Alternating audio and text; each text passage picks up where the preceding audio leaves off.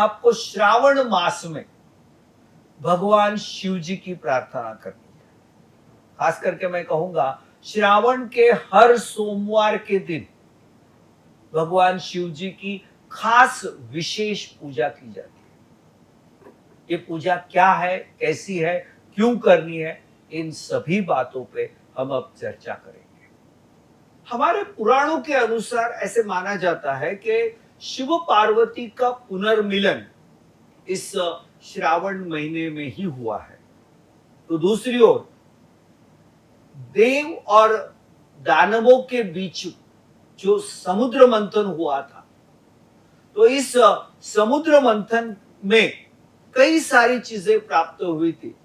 इसमें से एक चीज यानी जिसे हलाहल यानी विष माना जाता है, वो भी इस समुद्र मंथन से इसी श्रावण मास के दरमियान निकला था। और पूर्ण सृष्टि का संरक्षण करने हेतु भगवान शिव जी ने उस हलाहल का प्राशन किया था, जो उन्हें बहुत ही दुखदाई रहा था। ऐसे वक्त यानी उस हलाहल के प्राशन के बाद भगवान शिव जी के शरीर में बहुत बड़े पैमाने पे अग्नि का अंगार निर्माण हुआ था। उसे ठंडा करने के लिए सभी देवी देवताओं ने भगवान शिव जी पर एक और गंगा जल या सामान्य जल का अभिषेक किया, तो दूसरी ओर कई देवी देवताओं ने उनके ऊपर दुग्ध का अभिषेक यानी दूध का भी अभिषेक किया।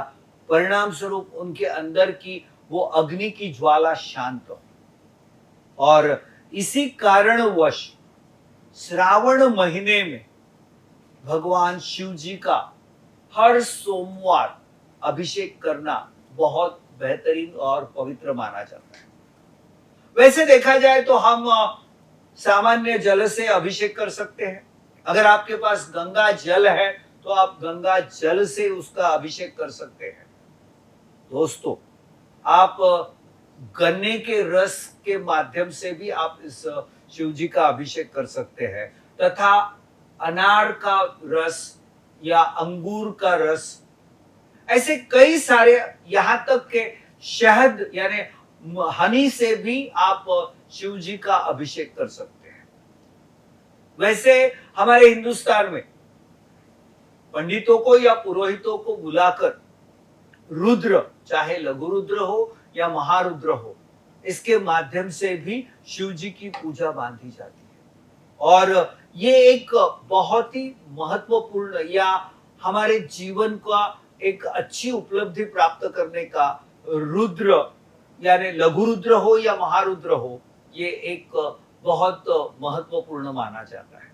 खास करके कुमारियां अच्छे वर की यानी पति की प्राप्ति के लिए भी अगर श्रावण मास में शिव जी की पूजा करते हैं तो उन्हें अच्छे वर यानी पति प्राप्त होते हैं।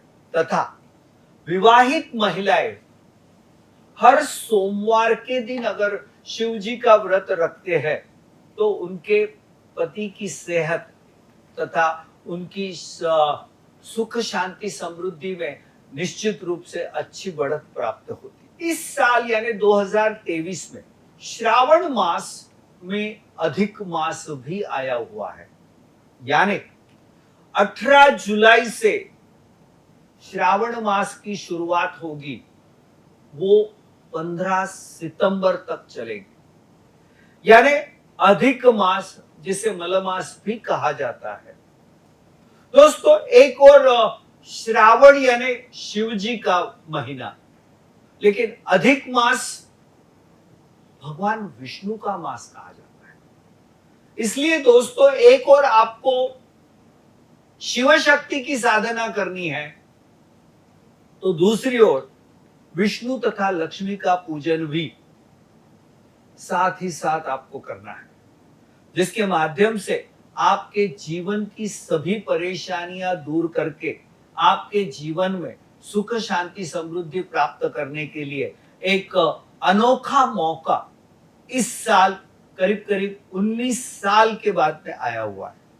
तो दोस्तों, यहाँ पर एक और शिव जी की तो दूसरी ओर विष्णु जी की भी पूजा अगर आप करते हो तो निश्चित रूप से पुण्य प्राप्ति में बढ़ोतरी दुगनी होगी, ये मैं जरूर कहूंगा।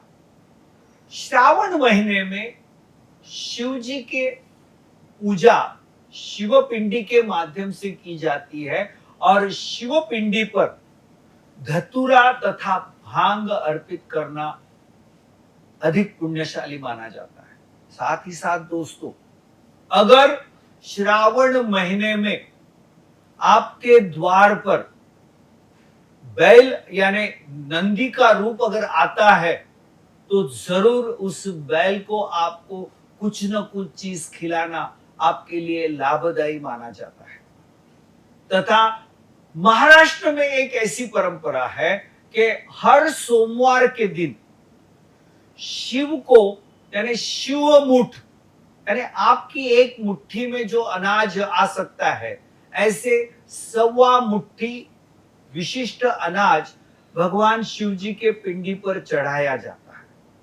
इसका भी एक विशेष क्रम हमारे पुराणों में दिया हुआ है।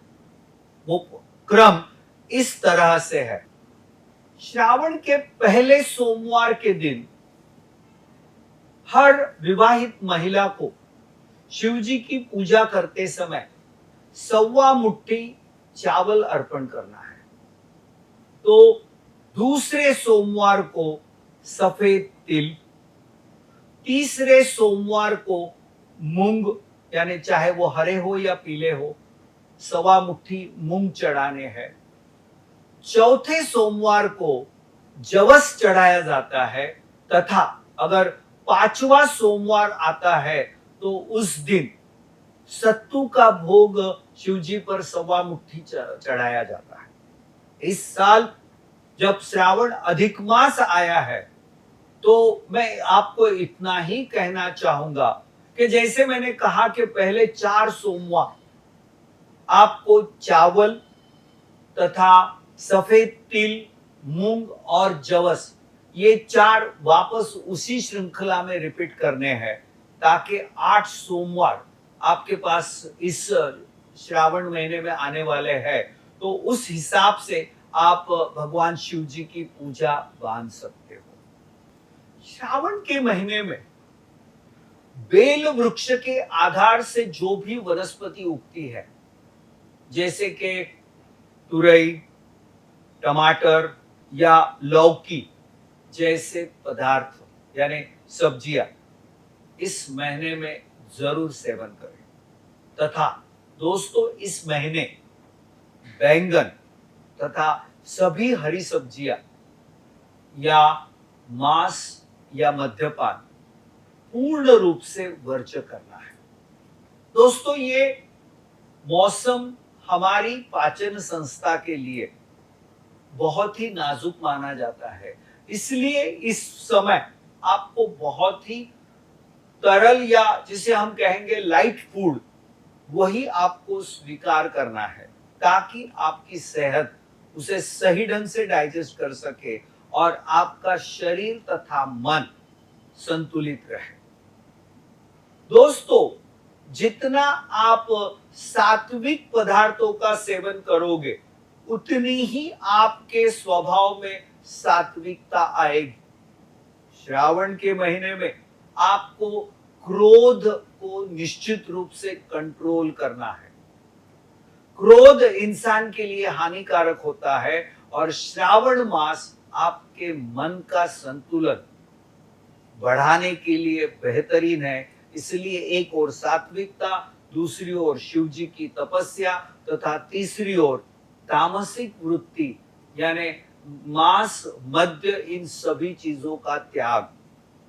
हो सके तो जमीन पर कंबल डाल के सोना है तथा ब्रह्मचर्य का पालन करना भी इस महीने में बहुत ही स्ट्रांगली रिकमेंड किया जाता है।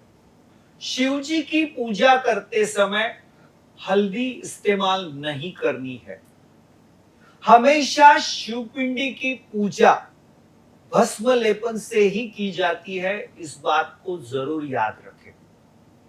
तथा बड़े बुजुर्ग और गुरुतुल्य व्यक्तियों का सम्मान करें, उनको सही ढंग से उनका आदरातिथ्य करें।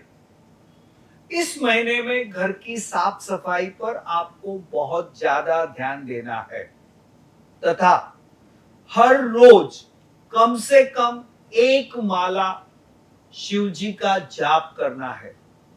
चाहे वो आप ओम नमः शिवाय का जाप कर सकते हो या महामृत्युंजय का मंत्र जो है ओम त्र्यंबकम यजामहे सुगंधिम पुष्टिवर्धनम उर्वारुकमिव बंधनान मृत्योर्मोक्षी यमामृतात्, या फिर एक और भी बेहतरीन मंत्र है शिव हर शंकर नमामि शंकर शिव शंकर शंभो, हे गिरिजापति भवानी शंकर शिव शंकर शंभो।